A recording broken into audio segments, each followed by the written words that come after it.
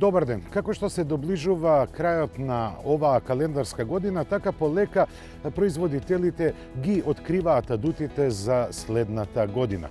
Па токму во ова издание ќе ви прикажеме неколку интересни остварувања чија премиера ќе се случи во 2017 година.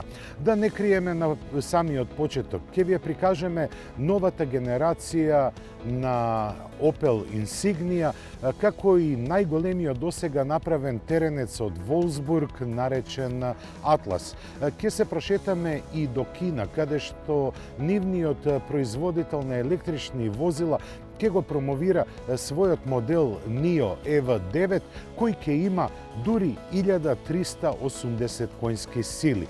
Па, за самиот почеток на емисијата, погледнете што ни доаѓа во форма на електрично возило од Кина.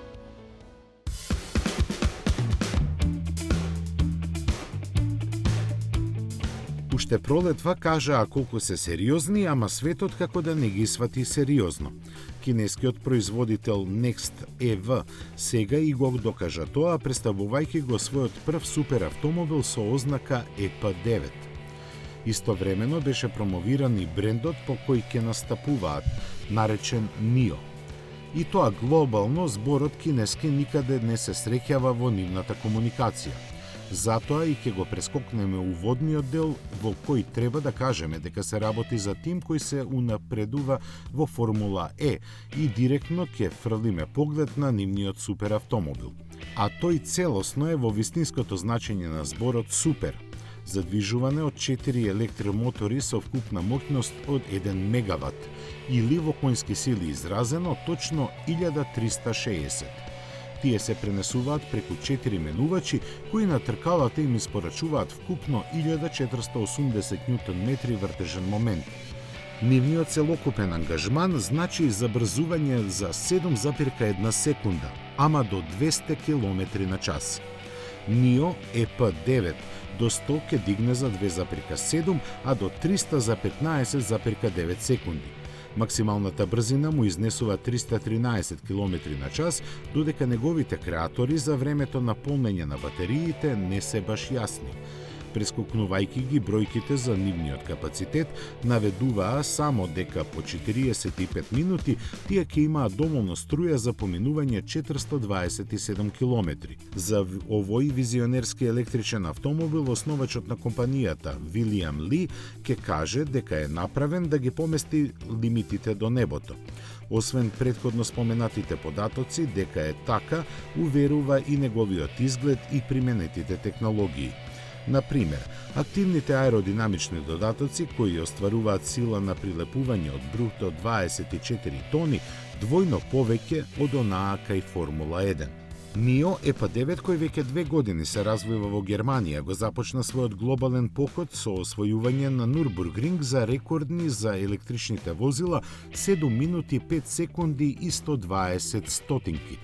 Предходно, колку за проба беше соборен рекордот по круг и на Пол Рикар. Колку брго ќе го освои светот зависи од подготвеноста на кинезите да го произведуваат. Во поглед на тоа едно мора да признаеме. Вести за кинеските амбиции на полето на електричните возила не недостасуваат. Разликата е што оваа кинеска фирма ја предводи Мартин Лич, поранешниот прв човек на Масерати и европската филијала на Форд. Затоа и треба да веруваме дека тие навистина сакаат еден ден да имаат цела гама електрични возила. Сакаат и да произведуваат половина милион возила годишно, ама сигурно не од NIO EP9.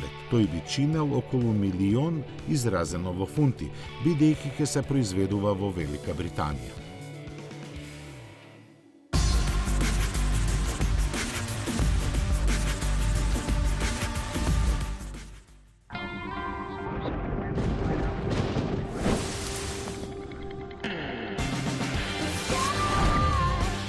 Новиот Peugeot 2008, создаден да совлада се.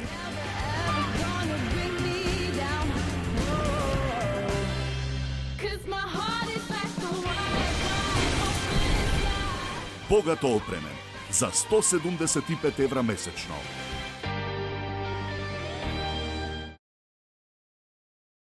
Свртете нов лист. и стартувајте ја најсилната емоција. Засилете ги вашите очекувања. Очекувајте активирање на сите сетила. И забрзајте кон новата инспирација. Поставете го сигурносниот појас. Полетуваме. Новиот Kia Sportage, моќно привлечен. Kia Motors Македонија. Go. Go with the wave. Lead the brave.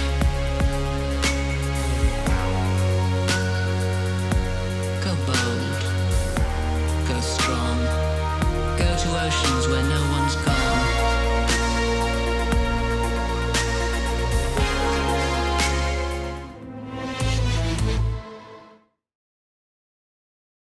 Сакате да знаете како создадовме совршен сопатник за вашите авантури? Ставивме моќен мотор од 197 коњски сили, елегантен дизајн кој го позајмивме од иднината и удобност која земавме од вашата дневна соба. А замислете да може да работи и на струја. Епа може! Еве вака звучи хибридниот мотор. Возете и вие RAV4 хибрид или RAV4 дизел. На вистина му нема рамен. Toyota, always a better way. Знам дека го сакам. Но дали го заслужувам?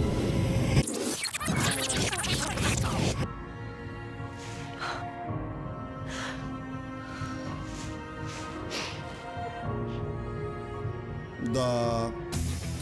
Ви го представуваме новиот Фокус со ST Line опрема. Возењето кое е неверојатно, речиси дефинитивно го заслужувате.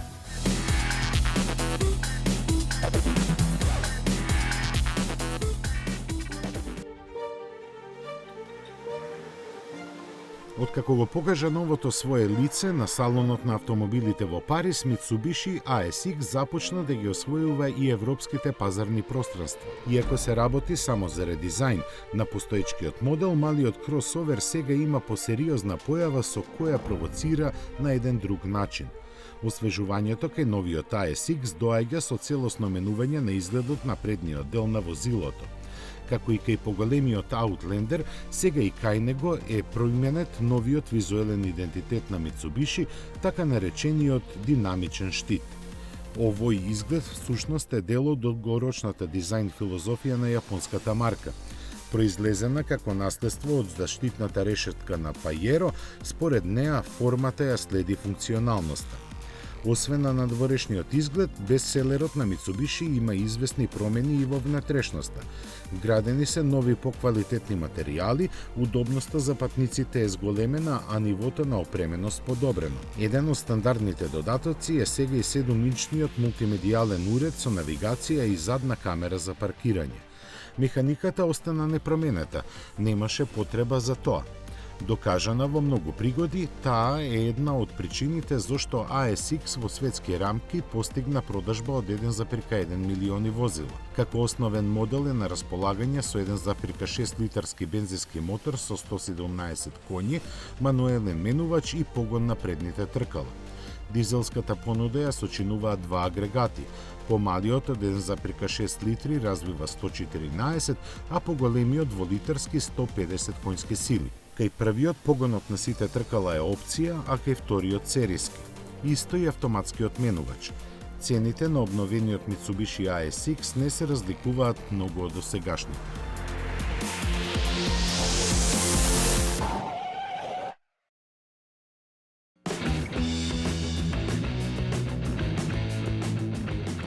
Плановите на Volkswagen за новиот голем теренец Atlas се шират по светските меридијани. Изворно направен за американците, тој ќе им се продава и на русите. Претходно Volkswagen објави дека Atlas ќе се продава и во Кина под ознаката Teramont. Тоа неминовно доведе со прашањето за следната експанзија. Ке стигнали и до Европа? Одговорот барем засега е тешко. Најважната причина е дека кога е европскиот пазар во прашање, Volkswagen е премногу предпазлив, а во моментов вакво возило не им треба. На стариот континент нема доволно купувачи за Atlas, бидејќи премиум конкуренцијата е прежестока. Втората, исто такава важна причина е дека со него директно ќе се влезе во конфликт со јапонските производители, пред се со Toyota. а и тоа во моментов на Volkswagen не му треба. Она што му треба е засилување на разнишаното присуство во Америка, а Атлас е како порачан за тоа. Со него сизифовата задача на германските директори ќе биде полесна. Ќе се произведува во фабриката во Тенеси и со своите 5 метри, 7 седишта и умерено нападен дизајн со европска перспектива е точно она што се очекуваше. Ќе им биде понуден само со 2-литарски турбомотор со 238 и 3,6 литарски V6 со 280 конски сили. 8-степената автоматика се подразбира, но не и погонот на сите тркала, која е опција само за посилниот агрегат. За хибрид се размислува, но не и за дизел каков што ќе биде во Русија. Кинеската верзија на Атлас ќе биде опремувана со 2-литарски бензинец со 180 и 220 конски сили, а подоцна и со 2,5-литарски V6. Освен во овие земји, Volkswagen најверојатно ќе го понуди Атлас и во ограничен број земји на Блискиот Исток, додека Азија и Австралија засега не се споменуваат во плановите. Проценки за цената во Америка не се даваат, но добро е да се знае дека Туарек стартува од $50,000.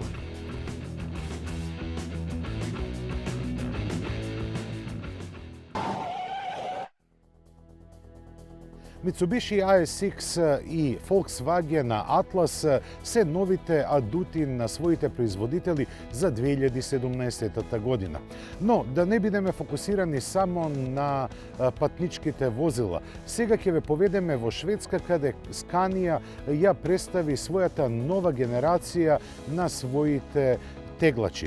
Овој шведски производител има големи амбиции да ги врати претходните позиции кои ги изгуби во последните неколку години во светот на тешките камиони.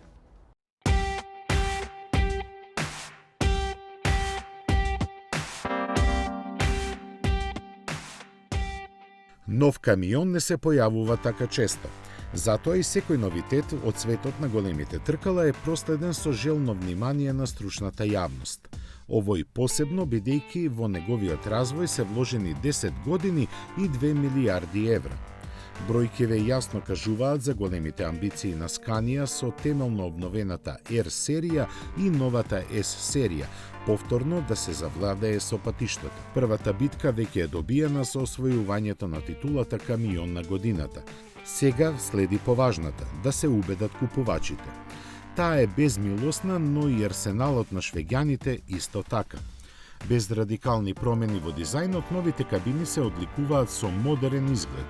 Достапни се во 2 висини и неколку изведби, со кои се добиваат вкупно 24 различни варијанти. Тие веќе на прв поглед изгледаат импозантно. Контурите им се заоблени, а напред се благо закосени. Со тоа е подобрена аеродинамиката и се намалени чувствителноста на бочен ветер, бучавата и прскањето на водата при возење на дожд. Кабината на новата S серија има потполно рамен под, со што движењето низ неа е олеснето. Посебно внимание е посветено на комфорот за возачот, чија околина максимално е ергономска. Употребените материјали и решенија го доведуваат амбиентот на ниво на патничките возила. Долниот кревет може да биде широк 1 метар, а за прв пат во еден камион се вградени и странични воздушни перници. Тие се активираат во случај на превртување и го штитат возачот од повреди, проценката е за 25%. Но естетиката и функционалноста не се единствените унапредени нешта кај новите северни кралици. Роботизираниот Opti Cruise менувач за 45% побрзо ги менува степените на пренос. Предниот мост има нова позиција за 50 мм понапред. Воздушното ослонување е подобрано, а со тоа и возните својства, стабилноста и управливоста. Тежиштото е пониско, а зголемена е и безбедноста, посебно заради пократкиот пат на сопирање. Ревидираните мотори имаат преработени комори за согорување и нови бризгалки. Намалената потршувачка на гориво за 5% на годишно ниво значи и илјадници евра заштеда, во зависност од работата и конфигурацијата на теренот на кој камионот вообичаено патува. Сервисните интервали се движат од 50.000 до 150.000 километри. Основниот мотор од 410 конски сили се истакнува како оптимално решение во поглед на избалансираноста на иницијалните и трошоците за експлоатација. За потешки задачи тука се и верзиите од 450 и новата 500 конска варијанта на 13-литарскиот мотор. V8 машините од 16 литри кои се гордост на Scania ги има со 520, 580 и топ верзијата со 730 конски сили. Не треба да напоменеме дека сите мотори се со Euro 6 норми. Може да работат и со хидротретирано биогориво, со кое во оптимален случај емисиите на јагленород диоксид се намалуваат и до 90%.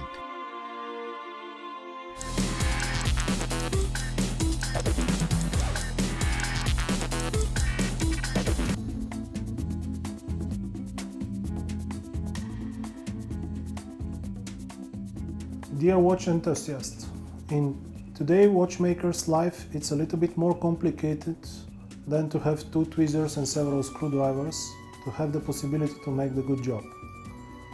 There is a lot of tools that it's needed in our days, especially microscope can give you the possibility to check all the details inside the watch movement, even to the smallest part of the watch, and all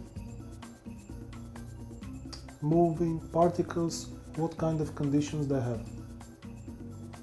The second machine that you need to have is a water testing machine, which can give you the possibility to check the watch if it is waterproof or not, and if it's not waterproof, where the problem in the case is. And you need to give the result to the customer, so you make this check and the watch is waterproof. After that you need to have a timing machine which gives you the idea how the watch is working. What is the timing results in different positions, because the watch is not sitting in one place. Your everyday life can affect the rate of the watch. And the last but not the rest, it's the magnetics test. In our days you can magnetize your watch with almost everything, especially smartphones, computers, and it's a needed check to be sure that there is no magnetism in your watch, so the timing results will be better.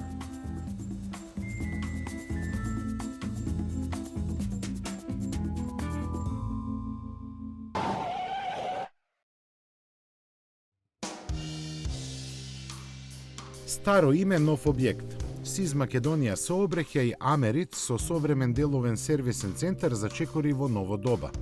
Новиот објект на најстарата транспортна асоциација кај нас е наречен Мото Америт и лоциран е во Момин поток. Станува збор за повеќенаменски комплекс со вкупна површина од 1300 квадратни метри. Располага со модерна станица за технички преглед на сите типови возила. Тука собствениците на возила ќе може да вршат и хомологација на истите, како и да добијат одобрување за преправени и поправени возила. Важно е што ќе се вршат и испитувања на цистерни и возила за опасни материи, како и за превоз на расипливи стоки. Во Мото Америт патните транспортери ќе може да направат и калибрација на аналогни и дигитални тахографи. Ќе ги добијат и веќе добро познатите услуги од богатото транспортно портфолио на СИЗ Македонија сообраќај Америт. Тоа се издавање на сите типови тир карнети, ДКВ картички и тахографски картички. Ќе може да вршат и поврат на платениот ДДВ или пак да користат осигурителни услуги. Ако им треба, тука ќе букираат и траект, превоз на камионите со железница и премин низ тунел. Не треба да се испушти ниту новиот модерен и меѓународно акредитиран центар за обука на Америт, кој е опремен со најсовремени симулатори и ќе врши доостручување на менаџери и возачи за стекнување на сертификати за професионална компетентност. Составањето во функција на новиот деловен комплекс Македонија сообраќај Америт практично го продолжува својот силен развоен пат. Во негови рамки, кон средината на годинава ја отвори и својата 10-та подружница во државата, на влезот во Скопје во кругот на транспортната фирма Дени Интернационал. Со своите нови активности, Америт уште еднаш направи голем исчекор да биде поблиску и подостапен за патните превозници во Република Македонија. Оваа асоциација екзистира на македонскиот и меѓународниот транспортен пазар веќе 63 години.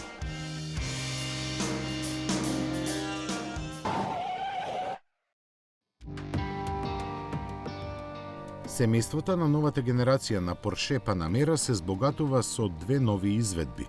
Првата е најавениот и очекуван основен модел со 3-литарски турбо V6 мотор. Иако помал, новиот агрегат е посилен од досегашниот за 20 конски сили и ги има вкупно 330. Се пренесуваат на задните или на сите 4 тркала преку 8-степен менувач со двојна спојка. Од Порше велат дека новиот мотор е и за 13% поекономичен од 3,6 литарскиот претходник.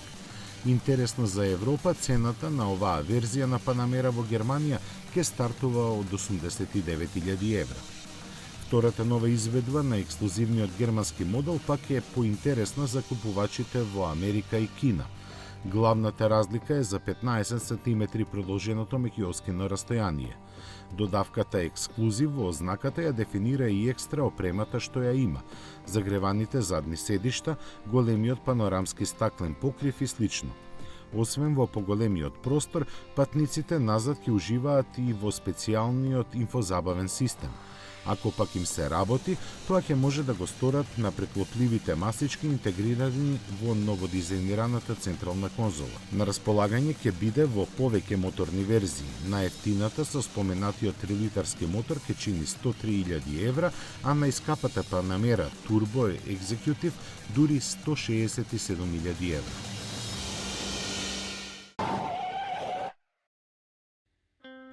Покрај сите други негативни последици кои што произлегуваат од тоа да бидете виновни во сообраќајна незгода, како што е одењето по судови, обвинителства, плаќање на определена казна или се разбира самата осуда што ќе ви стигне, како законска така и морална, е и материјалната загуба која што ќе ви биде причинета доколку бидете задолжени вие да ја исплаќате штетата, односно надоместна штетата која што сте ја причиниле во таа сообраќајна незгода.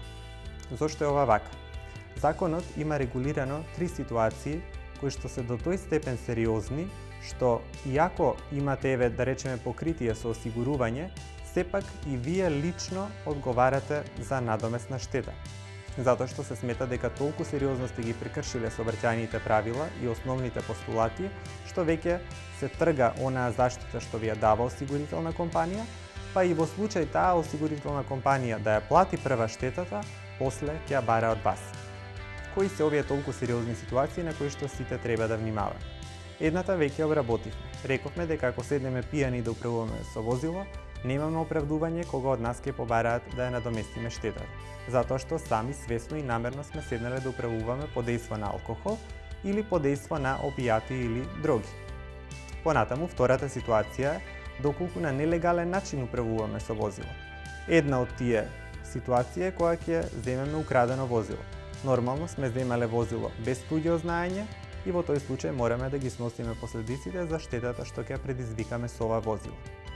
И се разбира, мислам доколку ние ова возило не го осигураме, а рековме сите возила задолжително треба да се осигураат, ваквата наша ноншалантност или избегнување на законска обврска повлекува и обврска да ја надоместиме штетата.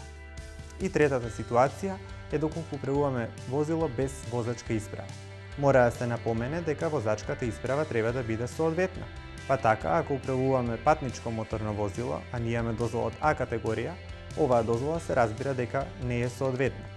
Друга ситуација кога на нелегален начин се управува возило е доколку ние сакаме да се стекнеме со возачка дозвола, посетуваме часови уште, а неаме стекнато, а возиме без инструктор. Во тој случај, исто така, ја преземаме одговорноста за исплата на надоместна штета.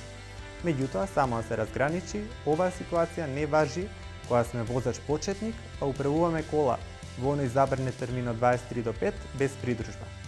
Зошто? Затоа што ако сме возач почетник, значи ние веќе имаме возачка дозвола и со тоа само ќе платиме прекршочна казна, а ќе се спасиме од обврската да го враќаме на доместот на причинета штета.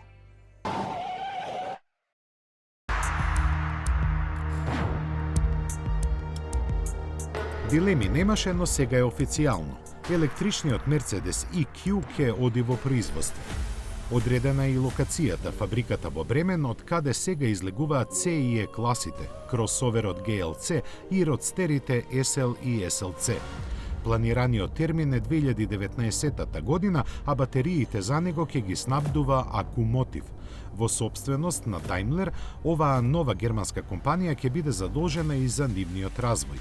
За таа цел во минатото Мерцедес се здружи со Тесла, чија технологија се користеше за електричните верзии на Смарт.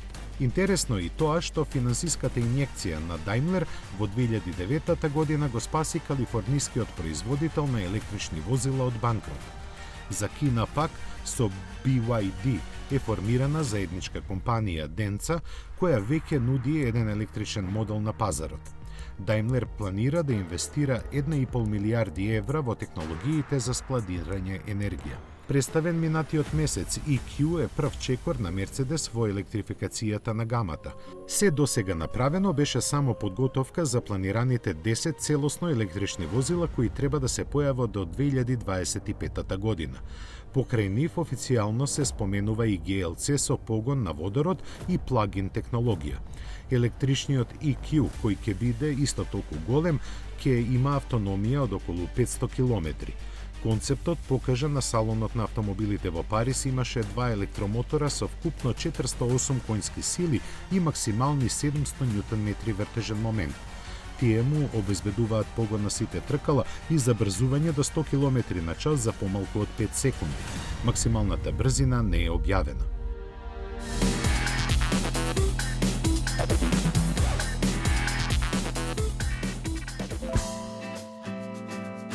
Во 2008 година Insignia замени Vectra на врвот на понудата на Opel. Истовремено го означи и почетокот на новиот дизајн на марката со молнија на носот. Сега се одбројува до лансирањето на низината втора генерација, со која повторно ќе се атакува на средната класа. Но тука главни протагонисти се бестселерите на трите германски премиум марки. Сите останати мора да бидат задоволни со улогата на аутсайдери. Ниту Opel не е исклучок од правилото, но тој не се задоволува со тоа. Да покажат дека не работат на невозможна мисија, одговорните од европската рака на General Motors не примија во Хорнбах, мало место на француско-германската граница. Таму имавме ретка можност да ги доживееме прототипите, вклучени во интегрираното динамичко тестирање од програмата за развој на овој модел. Светската премиера на новата Insignia е потврдена за март идната година во Женева. Меѓу измените, главната новина е ознаката, новиот модел ќе се вика Insignia Grand Sport и ќе има 5 врати.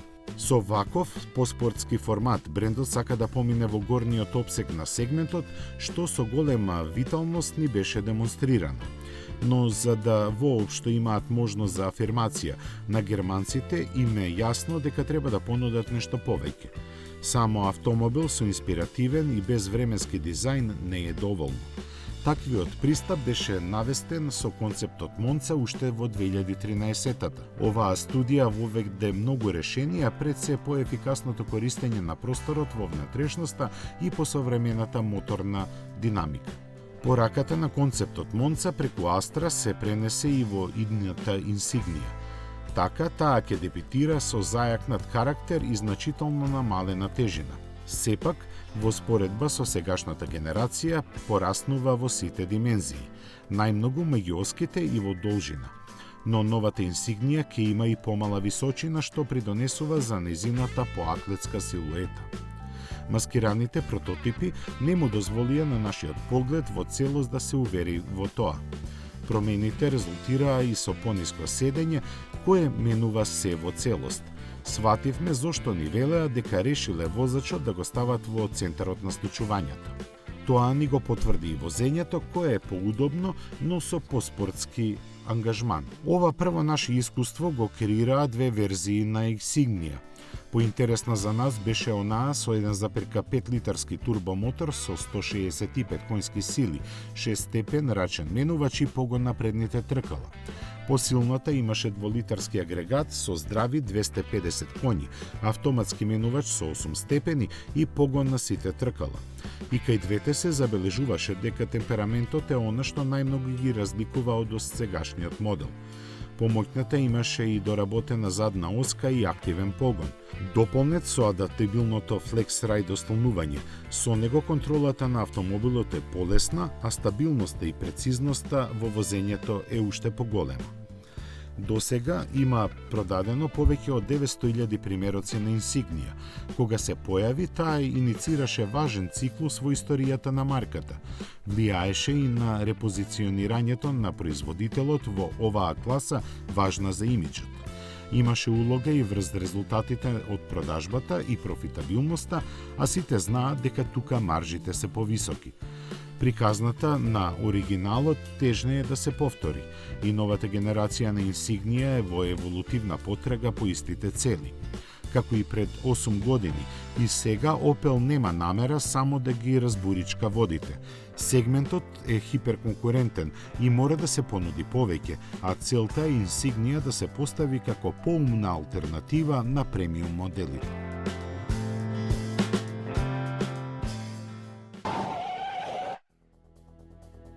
Opel Insignia очекуваме веднаш по Женевскиот мотор шоу. Низината премиера е закажана таму, значи за едно 3 месеци таа би можела веќе да се најде во продажните места во Западна Европа. Тоа беше се што подготвивме за ова издание на Автомагазин. Јас срдечно ве поздравувам и ви закажувам следна средба на истата фреквенција во истото време. А во меѓувреме, доколку ве интересира што има ново од светот на автомобилите, моторциклите и камионите, повелете посетете на нашиот сајт автомагазин.com. Се најдобро.